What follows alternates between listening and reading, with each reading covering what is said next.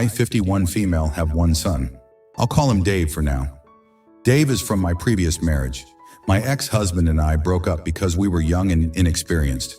Either way, after a long period of not talking, we slowly repaired our relationship and remained friendly for Dave's sake. Both my ex-husband and I are remarried, and as odd as it sounds, we all get along. Me, my ex-husband, his wife, and my husband. They also have 2 more kids, tween and tween, and I regularly give the older one guitar lessons. Dave moved away after deciding to go to university when he was 19, and after graduating, he decided to continue living further away from us. We keep in contact, but I see him a lot less often than I see my ex-husband's children. Dave's birthday is on the 26th of December, and up until he was 22, we usually got together and celebrated at my house. When he turned 22, he had a bad allergic reaction to something, and the evening was pretty much over.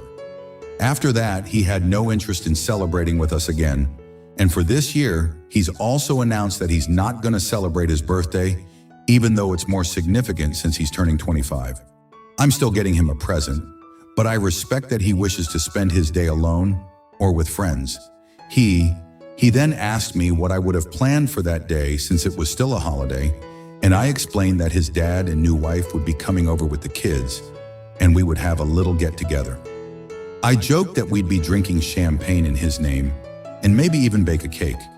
He didn't take that well. He didn't yell or get loud on the phone, but I could hear him mumble something along the lines of course you are," and then audibly just say, "Okay, have fun, Mom." That was 2 weeks ago. I've been waiting to hear from him since, and going this long without contact from him is weird, even if it's just a text or a phone call. Every time I tried to call him, it went to the voice message, and it also replies with, "I'm busy." His dad hasn't heard anything either, but their relationship has been strained for a while. He hasn't texted his siblings either. I don't see how I'm in the wrong year since he openly stated he didn't want to celebrate his birthday. Am I the idiot for not spending my son's birthday with him? Edit: my son's allergic reaction came from my and my ex-husband's dogs, but he knew about them and never once told us to get rid of them. Every time my son comes over, I clean the house and watch everything, and the dogs go into their room. My ex-husband's kids opened the door to that room on the evening of his birthday because it was a loud party downstairs. The dogs got excited and jumped around the table, and the hair caused the reaction. Usually he just sneezes, but this one was really bad. I didn't notice it because my son left when we realized what happened. We were all intoxicated by that point, and it was chaotic. The OP's edit explains everything. The son is severely allergic to dogs. When he left home, the OP and stepfamily got dogs. For the son's 22nd birthday, OP put the dogs away and did a deep clean, but then OP and spouse got intoxicated and didn't control their kids from letting out the dogs. The son was physically ill, and OP didn't even notice that he drove away. And what kind of consequences did the kids face? Probably none. Mystery solved. The new family has pushed him out emotionally and with the dogs, and his own mother didn't stop it. You are the idiot. You got dogs that he's apparently extremely allergic to. You didn't board them for his birthday so he could celebrate it with you at home without a major allergy attack. It's incredibly clear why he hasn't been back and why he was and is upset. And then he asked what you're doing on his birthday, and you said you're spending it with the kids who chased him away from his own birthday by causing an allergic reaction. This breaks my heart for the son. Irresponsible parenting all around. That feels like the minute he moved away, they were like, "Yay, he's gone. Now we can have dogs." Do you even like your son? His half-siblings are more important to you than your first child. From your telling of the story alone, I can already feel the abandonment Dave is feeling. Seriously, you're going to get less and less responses out of him if you keep going on like this. I wonder if you actually want a relationship with him now he's moved out, or if it's too inconvenient for you to put the effort in. I, 32 male, have been married to my wife, 30 female, for 5 years. We've always had a strong relationship, and I thought we were both pretty secure in it. I work at a mid-sized company, and I've been there for about 6 years now. My wife works for the same company, but in a different department. We don't work together directly, but we see each other around the office. A couple of weeks ago, I found out that a co-worker, let's call him Jake, has been hitting on my wife. I had no idea until my wife mentioned it to me one evening. She seemed uncomfortable, but didn't really make a big deal of it at the time.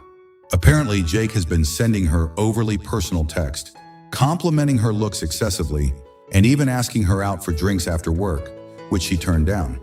When she told me about it, she seemed worried that it would escalate, and I could tell it made her feel really awkward.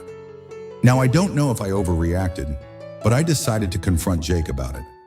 I didn't want to make a scene, but I felt like it was necessary to put him in his place and let him know that this behavior was completely inappropriate, especially given that we're both married, and I don't want anyone making my wife feel uncomfortable. I pulled Jake aside during lunch one day and told him that I was aware of what he's been doing and that he needed to stop. I didn't yell or threaten him, I just clearly stated that his behavior wasn't acceptable. He looked shocked and said I was overreacting and that it was just harmless flirting. I told him it wasn't harmless, and that if it continued, I'd have to escalate it to HR. After that conversation, Jake was distant with me at work, but it didn't stop there.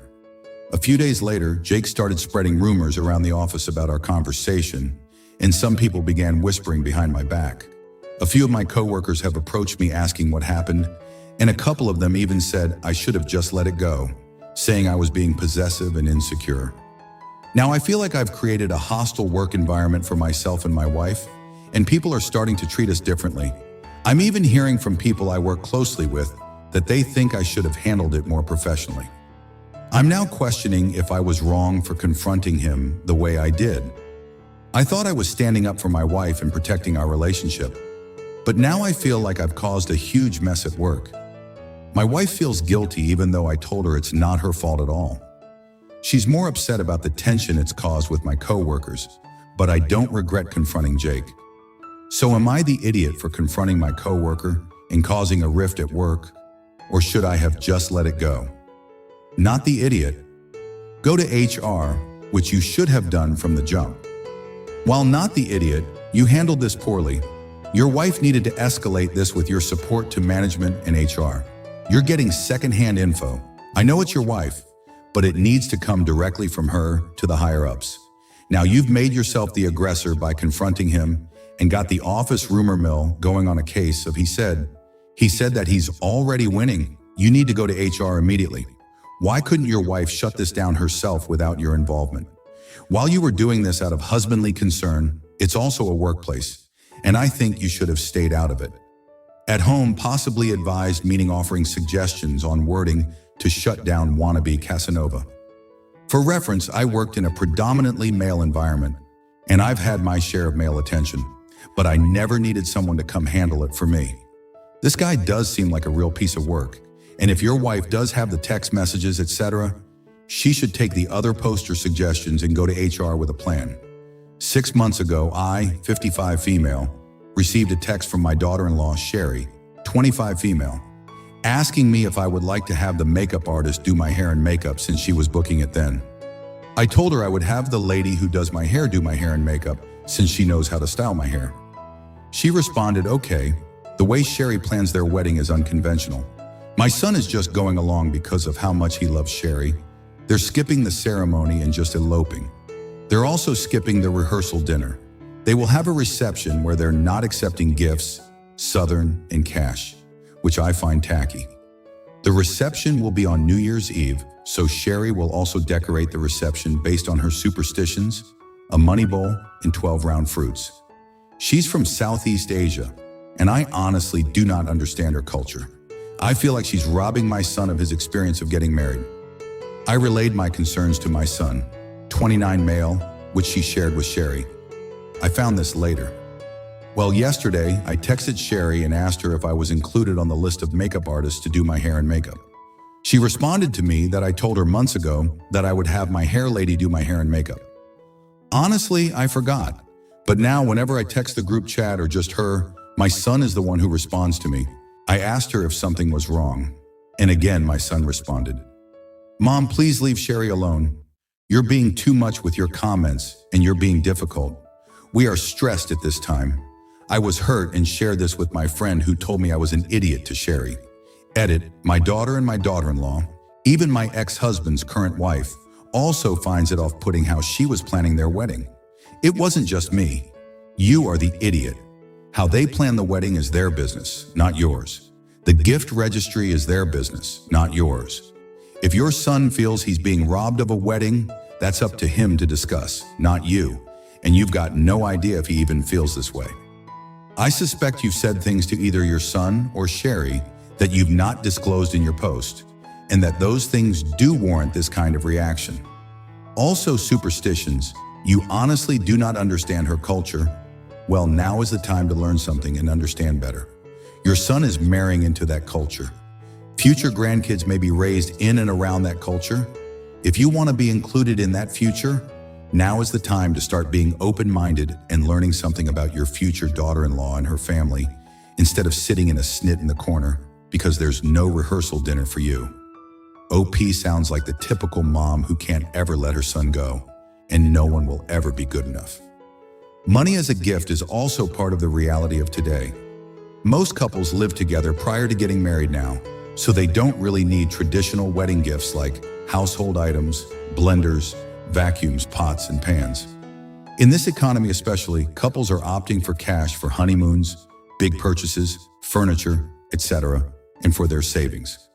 I'm not sure why people have such a problem with it, especially when it's easy for a guest to just give cash than it is to figure out a gift or deal with a massive registry. OP, you are the idiot big time. You need to seriously check your bias. You also need to back off your daughter-in-law and apologize. I'm 33 and have 2 kids, tween and pre-tween. I divorced their dad when I discovered he was cheating on me with a mom from our younger son's school group. Despite that betrayal, I agreed to share custody because I wanted my kids to grow up with their father in their lives. However, since the divorce, he's only been around when picking them up for visits. He often goes out with his stepchildren, but rarely includes our kids, claiming those outings are spur of the moment and can't always include them. Eventually, I stopped pushing, but I've always thought it was unfair that he keeps his distance from our children's lives. Recently, I decided to upgrade my older son's computer, and he asked if we could give his old one to his cousin, my brother's son. My brother has been a huge support for my kids. He's always available to take them to their school events when I can't, and often takes them out to the park for trips when I'm busy. My ex, on the other hand, is rarely available for them. Whenever I asked him to help with an activity, he has an excuse. He's out of town or busy with work. Ironically though, whenever his stepkids need something, he's there. Once, he even argued with the stepkid's father at a school event, insisting he had the right to be there. When my ex found out I gave the computer to my nephew, he got angry. He complained that if I had money to spare on a gift like that, I should have forgiven 2 months of child support he'd missed since his finances were tied with a new baby. He added that if I could give away a computer, I should have gifted it to his kids or stepkids who share just one computer among the 3 of them. I told him my finances were none of his business and that I owed nothing to his stepchildren. Then his wife jumped into the conversation, accusing me of spoiling my son by giving him a new computer and being petty for letting him bring it to their house, claiming it was just to show off in front of his step-siblings. I told her she had no right to speak to me that way or question my decisions. I added that I allow my kids to see their father so they can grow up with him in their lives, not so she can interfere with how I parent. My ex was offended, but I told him this whole situation could have been avoided if his wife hadn't inserted herself where she didn't belong. After that, things seemed to calm down until last week. I went to pick up the kids and my ex was visibly upset. He explained that he tried reading a bedtime story to our youngest. At home, he still likes to be read to before bed, usually by me, his brother, or my brother, and when none of us are around, he listens to audiobooks. My ex wanted to make an effort to connect, so we offered to read to him, but our son turned him down, saying he didn't need him for that, because he could do it himself. My ex stayed to listen as he searched for a story for preteen-year-olds without a dad on his tablet, and it hit him hard. The next day, my ex offered to take our oldest son to basketball practice, but he replied that he'd be going with his dad. He quickly corrected himself and said, "Uncle." That made my ex even angrier, and when I came to pick up the kids, he confronted me about it. I told him that if our kids feel like they don't have a father, he only has himself to blame. He tried to shift the blame onto me, saying I was pushing him away from his role.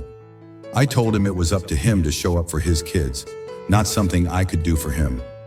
I reminded him he was the one who broke our family, and he chose to be more involved with his stepkids than with his own children.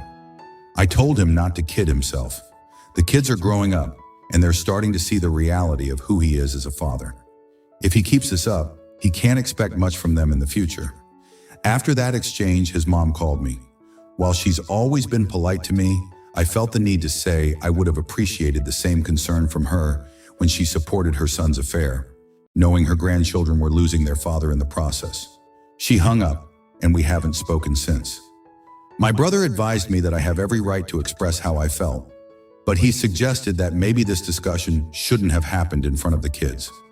Later, my ex texted me saying that if I weren't so difficult, he'd spend more time with them. I told him his duty as a father doesn't depend on whether I'm easy or not, and he knows I've never prevented him from seeing the kids. The truth is, when he has to choose, he prefers outings with his stepkids over his own children, and that's something only he can change. Am I the idiot for telling my ex-husband that our kids are justified in feeling they don't have a father? If his wife hadn't inserted herself where she doesn't belong, or if he hadn't inserted himself where he didn't belong? Not the idiot. You hit the nail on the head. Your ex loves his stepkids more than the kids he shares with you. He knows it, you know it, and your kids know it. He can't expect to swoop in for the fun moments and magically get the same love and trust your brothers built by being there. His comment about spending more time with them if you were easier is just an excuse to dodge responsibility and shift blame. My ex stayed to listen as he searched for a story for preteen-year-olds without a dad on his tablet. Your kid is ruthless. Good for him, but you can only do so much, OP, and don't let him off the hook for any child support. The fact that it's stretching his budget is a problem for him, not a problem for you. And I agree with your brother that that conversation should not have happened in front of the kids. But if I understand correctly, your ex chose the time and place, not giving you much choice in the matter. I love how if she had extra money, she could forgive child support. But him already knowing money was tight wasn't a reason not to have another kid. LOL. Your ex found out and found out again. He's a grown man who makes no effort to see his kids after breaking up his own marriage. He's just reaping what he sowed. Frankly, you're a heck of a lot nicer than me. People make their choices and then cry when there are consequences. I have zero sympathy for them.